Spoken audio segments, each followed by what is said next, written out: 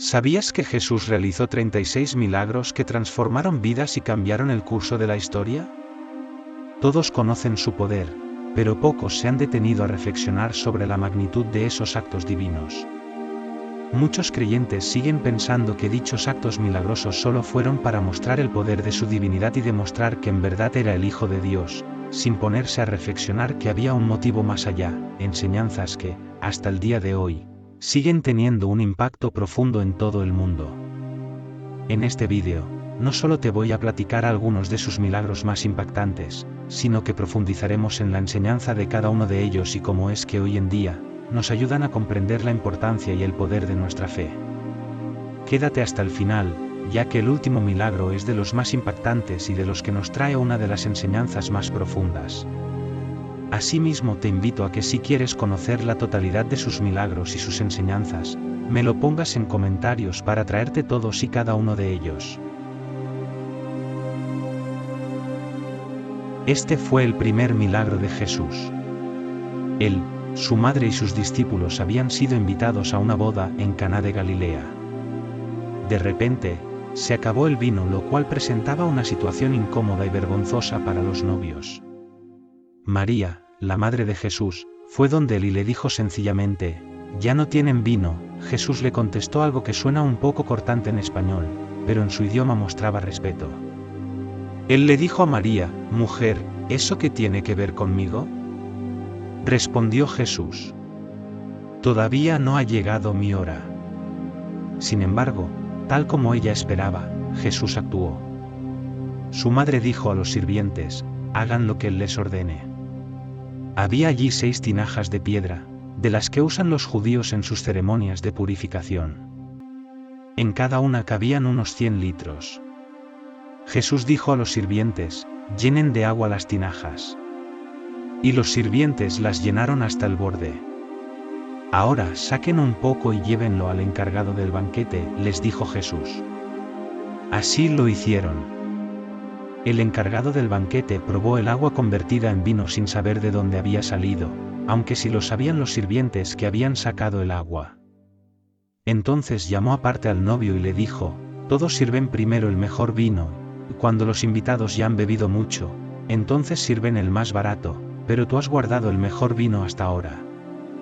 Jesús transformó el agua en un vino de la mejor calidad posible y el novio recibió elogios. Su boda no fue recordada como la boda en la que se terminó el vino antes de tiempo. Es recordada como la boda en la que se sirvió al final el mejor vino. Gracias a la intervención de Jesús, lo que podía haber sido motivo de mucha vergüenza se convirtió en motivo de alegría y orgullo. ¿Por qué Jesús hizo ese milagro? Podría decirse que quizás fue para complacer a su madre o para evitarle una vergüenza a los novios. La realidad es que la Biblia dice que fue para revelar su gloria, el poder de Dios se manifestó a través de él. Esta, la primera de sus señales, la hizo Jesús en Caná de Galilea. Así reveló su gloria, y sus discípulos creyeron en él. Jesús acababa de recibir la noticia de la muerte de Juan el Bautista, su primo. Se había retirado en una barca para estar más tranquilo, pero las multitudes se enteraron a dónde se dirigía y lo siguieron. Cuando Jesús desembarcó y vio a tanta gente, tuvo compasión de ellos y sanó a los que estaban enfermos. El corazón de Jesús era uno muy compasivo. Él dejó de lado su propio dolor para comenzar a ministrar de inmediato a las personas que habían llegado hasta allí. Al atardecer, sus discípulos le sugirieron dejar ir a la gente para que comieran y se fueran a sus casas. Jesús les contestó: «No tienen que irse», contestó Jesús. «Denles ustedes mismos de comer». Pero alimentar a 5.000 hombres, más las mujeres y los niños, no era una tarea fácil. Los discípulos le dijeron a Jesús que solo tenían 5 panes y 2 pescados, quizás para intentar que entrara en razón. ¿La respuesta de Jesús? «Traédmelos ante mí». Jesús ni se inmutó. Él confiaba en el inmenso poder de Dios, sabía que habría más que suficiente y así fue. Y mandó a la gente que se sentara sobre la hierba. Tomó los 5 panes y los 2 pescados, y mirando al cielo, los bendijo. Luego partió los panes y se los dio a los discípulos, quienes los repartieron a la gente. Todos comieron hasta quedar satisfechos, y los discípulos recogieron 12 canastas llenas de pedazos que sobraron. Los que comieron fueron unos 5.000 hombres, sin contar a las mujeres y a los niños. Todos comieron y hasta sobraron 12 canastas llenas de comida. En ese día, Jesús alimentó tanto el cuerpo como el espíritu de todas aquellas personas. Todos ellos fueron testigos de la compasión y el poder de Dios en acción a través de su Hijo Jesús. Este milagro nos muestra la providencia divina. Jesús, con un gesto de gratitud al Padre, transforma lo poco en abundancia. Nos enseña que, cuando ofrecemos lo que tenemos, aunque parezca insuficiente, Dios lo multiplica. También es un recordatorio de que Él es el pan de vida, el único que puede satisfacer nuestras necesidades más profundas, tanto físicas como espirituales. Jesús se dirigía a Jerusalén pasando por Samaria y Galilea. Por el camino le salieron al encuentro 10 leprosos. Ellos le gritaron a Jesús desde la distancia, pues tenían prohibido por ley acercarse a las personas sanas. Jesús, Maestro, ten compasión de nosotros. Ellos conocían quién era Jesús y aprovecharon para presentar su petición ante él. Jesús solo les dijo, vayan a presentarse a los sacerdotes. Él no les prometió nada ni les dijo nada más, pero ellos obedecieron. Mientras iban por el camino, los 10 leprosos recibieron sanidad. Sus cuerpos quedaron completamente limpios sin rastro de la lepra. Uno de ellos, al verse ya sano, regresó alabando a Dios a grandes voces. Cayó rostro en tierra a los pies de Jesús y le dio las gracias, no obstante, solo era un samaritano. ¿Acaso no quedaron limpios los 10? Preguntó Jesús. ¿Dónde están los otros 9? ¿No hubo ninguno que regresara a dar gloria a Dios, excepto este extranjero? Levántate y vete, le dijo al hombre. Aunque fueron 10 los hombres sanados, solo uno regresó alabando a Dios y dando gracias. Ese gesto de adoración y de reconocimiento del poder de Dios en Jesús bastó para que recibiera un regalo más grande, la salvación. Él, un samaritano, obtuvo también ese día la sanidad de su alma, pues reconoció el señorío de Jesús. Este milagro destaca la importancia de la gratitud y la fe. Los 10 fueron sanados esencialmente, pero solo aquel que volvió a dar gracias experimentó una sanidad más profunda, una restauración espiritual. También es un recordatorio de que Jesús no hace distinciones entre las personas, su amor y poder están disponibles para todos, independientemente de su origen o estatus. ¿Cuántas veces hemos recibido bendiciones sin recordar dar gracias? Este milagro nos llama a reconocer las obras de Dios en nuestra vida y a respondemos con gratitud. Marta, María y Lázaro eran 3 hermanos, amigos muy queridos de Jesús. Cuando él iba a Betania, el pueblo donde vivían los visitaba y a veces se quedaba con ellos. Un día, las hermanas mandaron avisar a Jesús que Lázaro estaba muy enfermo. Cuando Jesús recibió el mensaje, dijo: Esta enfermedad no terminará en muerte, sino que es para la gloria de Dios, para que por ella el Hijo de Dios sea glorificado. Jesús se quedó otros 2 días donde estaba con los discípulos antes de ir a Betania a ver a Lázaro. Los discípulos no deseaban ir allá porque temían que les hicieran daño si regresaban a Judea, ya que los judíos habían intentado apedrear a Jesús. De todas formas, fueron con él. Cuando llegaron allá se encontraron con que Lázaro llevaba 4 días en el sepulcro. Por el camino, Jesús se encontró con Marta y tuvieron la siguiente conversación. Señor, le dijo Marta a Jesús, si hubieras estado aquí, mi hermano no habría muerto. Pero yo sé que aún ahora Dios te dará todo lo que le pidas. Tu hermano resucitará, le dijo Jesús.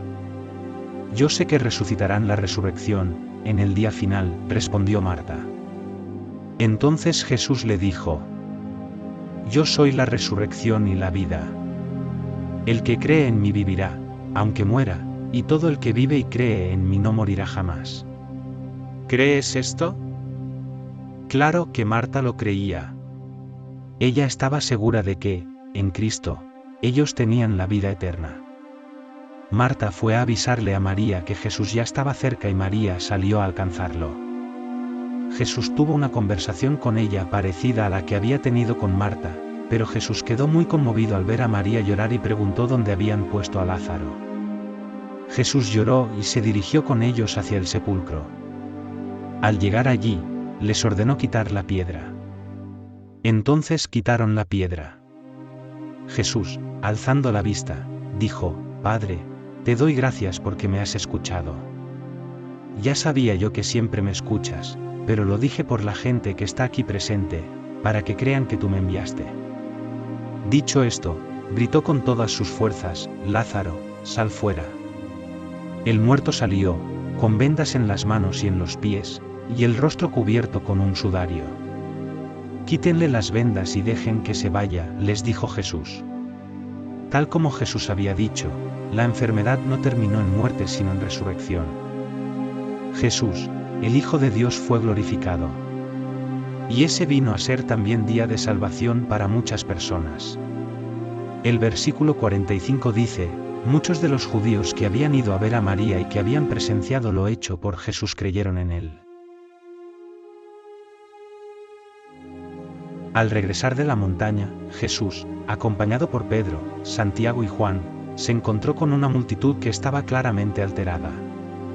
En el centro de la escena, los discípulos de Jesús estaban discutiendo con algunos escribas. La tensión era palpable, y al ver a Jesús, la multitud se precipitó hacia él. Con calma, Jesús preguntó: ¿qué están discutiendo con ellos?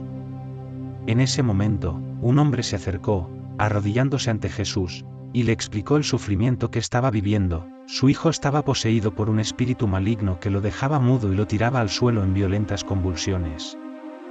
El padre había pedido a los discípulos que expulsaran al demonio, pero ellos no pudieron hacerlo. A pesar de la angustia de este hombre, Jesús respondió, no directamente al padre, sino a la multitud, proclamando: esta generación retorcida y sin fe. ¿Hasta cuándo voy a tener que estar con ustedes? ¿Hasta cuándo voy a tener que soportarlos? Es claro que Jesús se refirió a los escribas que dudaban y ridiculizaban a sus discípulos. Jesús, con firmeza, pidió que le trajeran al muchacho. Cuando el joven se acercó, el espíritu maligno lo lanzó al suelo con gran violencia, provocando convulsiones.